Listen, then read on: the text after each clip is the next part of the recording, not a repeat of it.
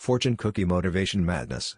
So last month, my company decided to hold its annual retreat at a local conference center, which was already strange because the only amenity was a vending machine that only took Canadian coins. Anyway, the highlight of every retreat is supposed to be the motivational speaker, so morale was high when our HR manager introduced a guy named Doug with the kind of enthusiasm usually reserved for puppies and fire drills. Doug looked pretty normal, except for the fact that he brought a giant golden cat statue with him and set it on the podium, which he explained was for ambience. We all exchanged glances, but hey, who were we to judge a man and his cat? Doug started his presentation by clearing his throat and announcing, "Success is just a matter of perspective," which seemed generic enough. But then, he paused, pulled a strip of paper out of his pocket, and read, "You will soon embark on a new adventure." We all clapped politely, assuming this was just his opener. But then he pulled out another slip, "A closed mouth gathers no feet." He smiled knowingly, like this was the most profound thing we'd ever heard.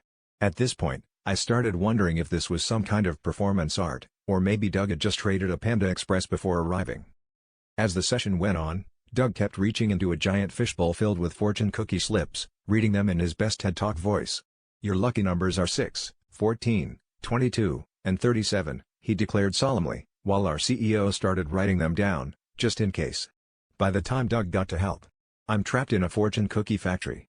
Even the IT guys had stopped pretending to take notes. The only one who seemed genuinely inspired was the intern, who was furiously jotting everything down, probably planning to start a side hustle as a motivational baker. After an hour of this, Doug closed his presentation with a flourish, announcing, "Remember, the fortune you seek is in another cookie." He winked, bowed, and walked off stage, leaving us all in a state of collective confusion and mild hunger. As we filed out, my coworker Dave muttered, "Well, at least now I know what it's like to be inspired and hungry for takeout at the same time." Turns out, the only thing more motivating than a good pep talk is the promise of free egg rolls.